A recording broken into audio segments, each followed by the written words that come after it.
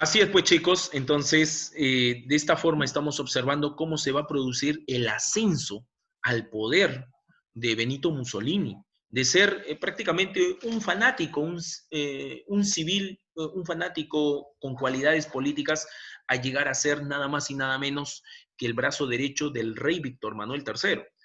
A tal punto que el rey Víctor Manuel, debido a la presión del pueblo, debido a que el pueblo se sentía identificado con este líder político que había surgido de la masa popular y de la necesidad de la población, entonces el rey le va a conceder muchos poderes a Benito Mussolini. Y eso lo vamos a ver justamente aquí en la siguiente proyección. Dice ahí, durante los 3 años siguientes, Mussolini, hombre de una portentosa oratoria, ¿no?, fue asumiendo todos los poderes. ¿Verdad?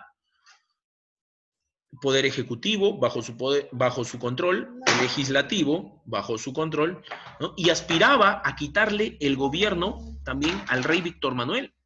Claro, nunca lo manifestó, ¿no?, de forma directa, pero el pueblo más se sentía identificado con Mussolini que con el propio rey, porque ustedes bien recuerdan, el rey nunca había tomado una medida a favor de las necesidades de la población. En cambio, Mussolini se había convertido en esa imagen, en ese ídolo, en la esperanza que todo el pueblo italiano estaba esperando.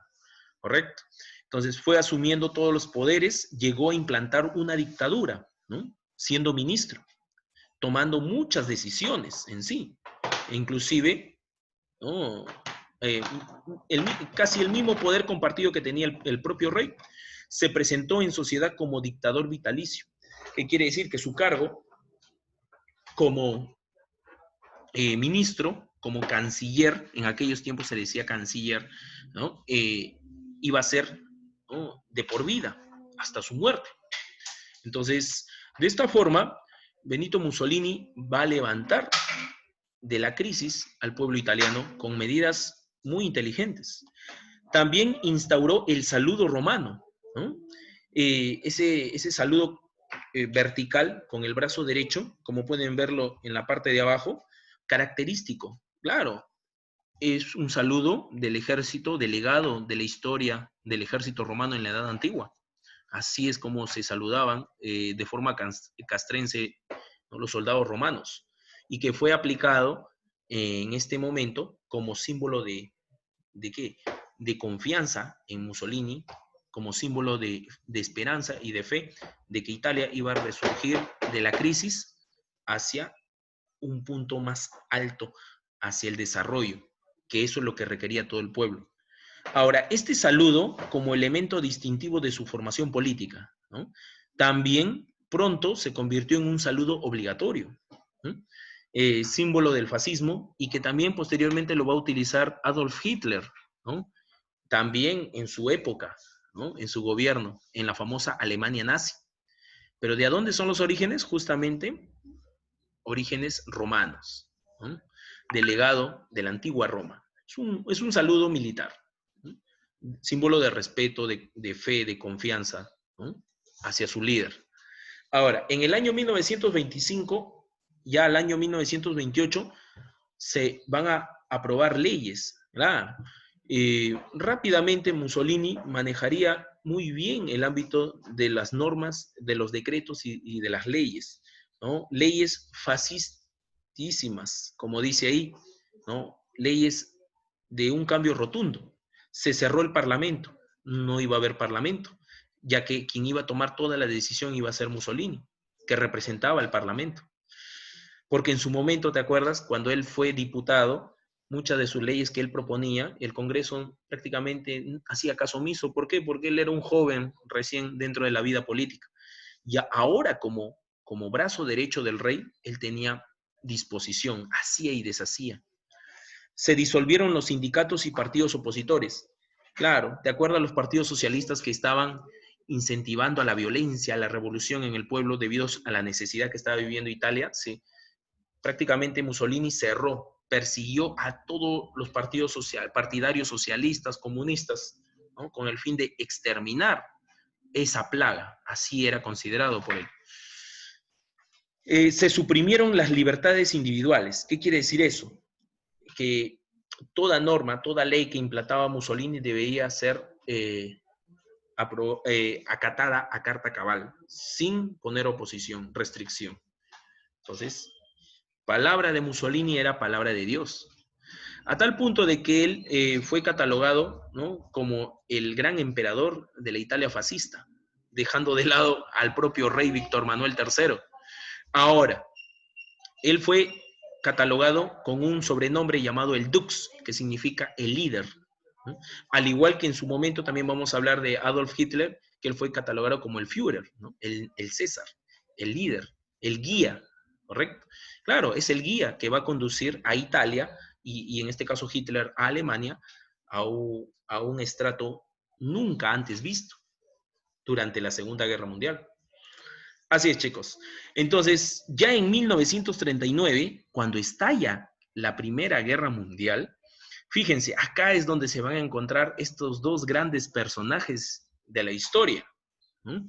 Me refiero a Mussolini y Adolf Hitler. Fíjense en la imagen de la mano derecha.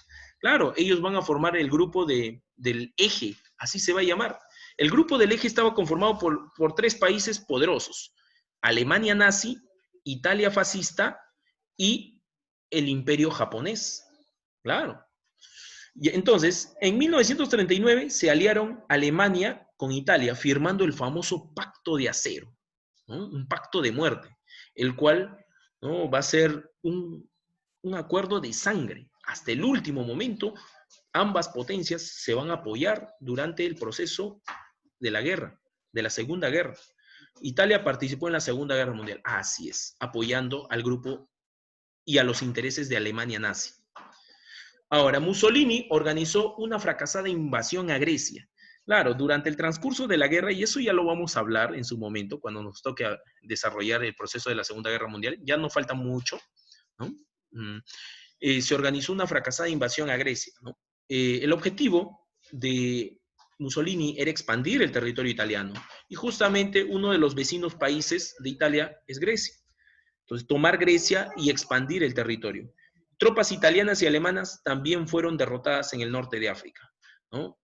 Los intentos fueron frustrados durante el avance de los italianos, ya que ya para este tiempo Alemania e Italia estaban siendo derrotados por los países aliados en esta Segunda Guerra, que ya vamos a tratar. En julio de 1943, los aliados, o sea, los ingleses y los norteamericanos, estadounidenses, dice ahí, invadieron Italia. Ya eso vendría a ser el proceso ya final de la guerra.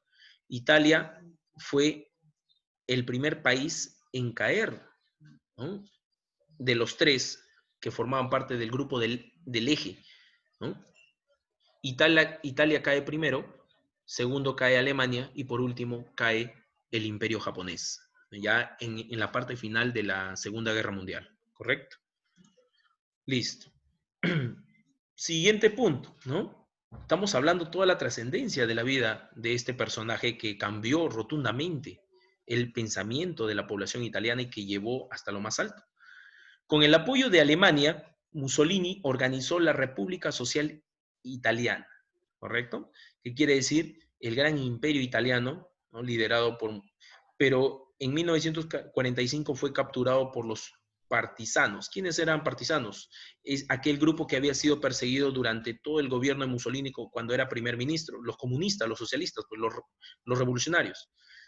Ellos prácticamente capturaron a Mussolini, fueron quienes atraparon a Mussolini ya casi en el final de la Segunda Guerra Mundial, porque intentaba escapar, no quería ser atrapado por los soldados aliados. Entonces intentaba escapar hacia Suiza, que era un país neutral, era un país que no tenía nada que ver con la Segunda Guerra Mundial. Pero sus intentos fueron en vano. ¿Por qué? Porque fue descubierto escapando, cruzando fronteras.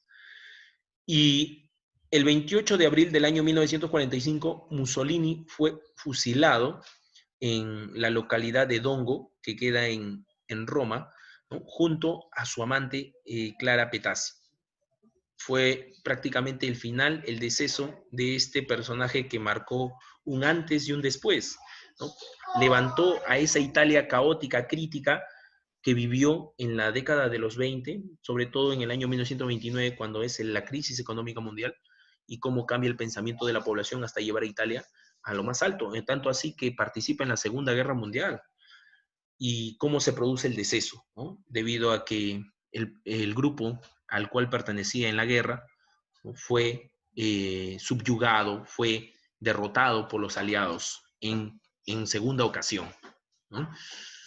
Ya la próxima clase vamos a hablar prácticamente todo el proceso histórico del nazismo, ¿no? La otra ideología totalitaria, cómo Alemania nuevamente se levanta de las cenizas del fracaso de la Primera Guerra Mundial para nuevamente ser una de las grandes potencias más temidas para lo que vendría a ser el proceso de la guerra, de la Segunda Guerra Mundial, ¿no? El trayecto de la vida de Mussolini y de Adolf Hitler son casi similares. Ya cuando hablemos del nazismo te vas a dar cuenta cómo Hitler asciende de ser un simple civil a ser el líder, a ser la cabeza de Alemania nazi durante varios años, hasta su caída.